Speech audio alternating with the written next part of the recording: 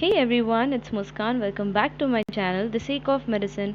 तो आज के वीडियो में हम बात करने वाले हैं एक और सेलुलर अडेप्टेशन की, दैट इज़ हाइपरप्लेशिया. इसमें भी ज़्यादा कुछ खास नहीं है, लेकिन फिर भी हमें पता होना चाहिए, राइट?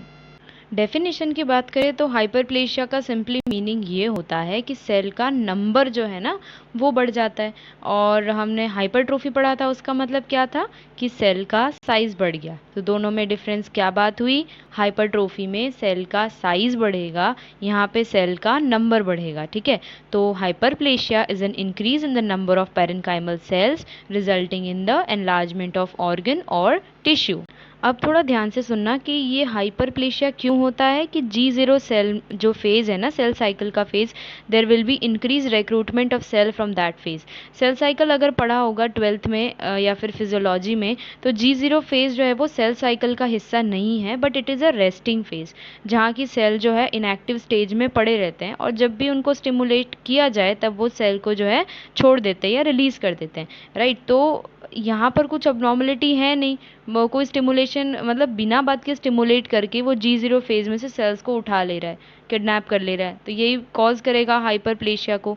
फिर है labile cells and stable cells can undergo hyperplasia. Labile cells मतलब जो constantly throughout the life multiply करते हैं. बहुत ही बेस्ट एग्जाम्पल है हमारा हिमेटोपोइटिक स्टेम सेल, जिससे ब्लड सेल का फॉर्मेशन होता है.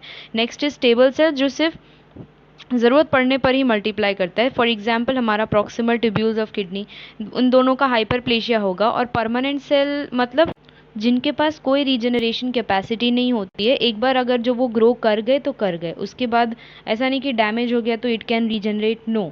जैसे कि बहुत अच्छा एग्जाम्पल है हमारे न्यूरॉन्स, हमारे हार्ट के cells, right? They are permanent cell, they have little or no capacity for regenerative hyperplastic growth. Now let's move on to the causes of hyperplasia. वो भी दो तरह से हैं, physiologic and pathologic. Physiologic hyperplasia मतलब जो normally body में अकर होता हो, तो उसमें दो चीज़ें हैं, hormonal hyperplasia and compensatory. Hormonal जैसे कि फीमेल ब्रेस्ट जो है during pregnancy and lactation they undergo hyperplasia. दूसरा है hyperplasia of pregnant uterus. And जैसे कि नेक्स्ट इज कॉम्पेंसेटरी. सी एक मिनट, ये रहा देखो, फिजियोलॉजिकल हाइपरप्लेशिया, नॉर्मल यूट्रस कैसा है और प्रेग्नेंट यूट्रस कैसा है. This is hyperplasia of the uterus and this is the example of physiologic hyperplasia, right? फिर आते हैं कॉम्पेंसेटरी हाइपरप्लेशिया. सपोज जैसे लीवर का एक लोब निकाल लिया, लोबेक्टोमी कर दिया, तो उसके बाद जो वापस से नॉर्मल साइज पे रिस्टोरेशन होता है ना लीवर का, that is also physiologic hyperplasia. अब बात आती है पैथोलॉजिक हाइपरप्लेशिया की. इसमें बहुत ही अच्छे अच्छे एग्जाम्पल्स है. इसमें से जो ऊपर के दो एग्जाम्पल है ना, उसको बस याद रखोगे तो भी काम हो जाएगा. पैथोलॉजिक हाइपरप्लेशिया का मतलब क्या होता है? That is something abnormal is going on. ठीक है, तो पहला है endometrial hyperplasia following estrogen excess. Endometrium कहाँ प्रेजेंट होता है? हार्ट में? नो, एंडोमेट्रियम प्रेजेंट होता है यूट्रस में, राइट? हार्ट में तो एंडोकार्डियम होता है. Then next example is benign prostatic hyperplasia in old age, right? Prostate gland जो है मेल्स में प्रेजेंट होता है, उसका हाइपरप्लेशिया होना. बेनायन मतलब जो बेनायन हो, मतलब बेनायन और मेलिग्नेंट का मतलब पता होना चाहिए. Next is hyperplasia of skin in the non healing ulcers and viral warts. See जो ये फर्स्ट इमेज है, ये क्या है? एंडोमेट्रियल हाइपरप्लेशिया हुआ है, वो देखो. नॉर्मल देखो और इसका हाइपरप्लेशिया में देखो. एंड प्रोस्टेट में भी देखो, जो नॉर्मल प्रोस्टेट है इट इज़ वेरी कंजस्टेड, मतलब छोटा सा है, ऐसे वैसे रह रहा है. एंड देन एनलार्ज प्रोस्टेट देखो कि वो कितने हद तक, कितनी एक्सटेंट तक एनलार्ज हो चुका है, राइट? तो अब बात आती है मॉर्फोलॉजिक फीचर्स की. ऑर्गन एनलार्जमेंट देखने को मिलेगा. देन आता है because of increased rate of DNA synthesis and so increased mitosis of cell. DNA synthesis का रेट इंक्रीज हो गया और उसकी वजह से माइटोसिस भी इंक्रीज हो जाएगा. तो ये माइटोसिस और डीएनए में क्या रिलेशन है, ऐसे क्यों हो रहा है? तो इसका रीज़न ये है कि अगर सेल साइकिल पढ़ा होगा ना, तो G1 phase, S phase, G2 phase, M phase. G1 phase में क्या होता था? देयर इज सेल ग्रोथ, मतलब increase in cell size. S phase में क्या होता था? डीएनए सिंथेसिस और DNA copy. Remember, S phase में क्या होता था? DNA synthesis.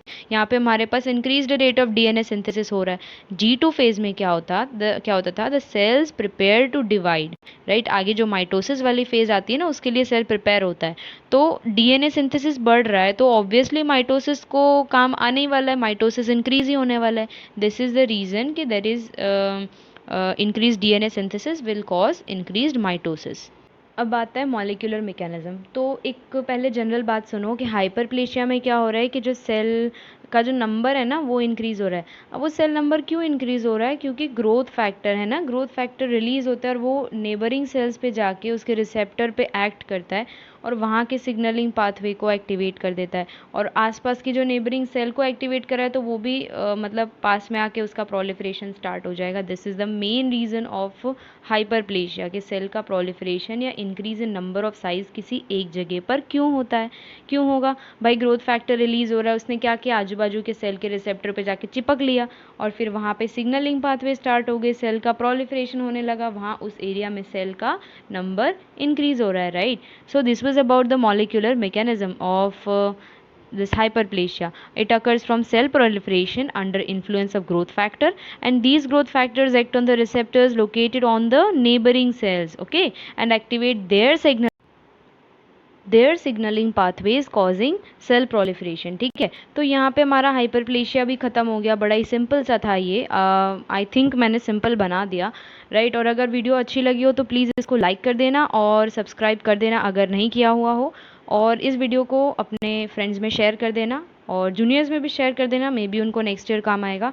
एंड बस वही, थैंक यू फॉर वॉचिंग।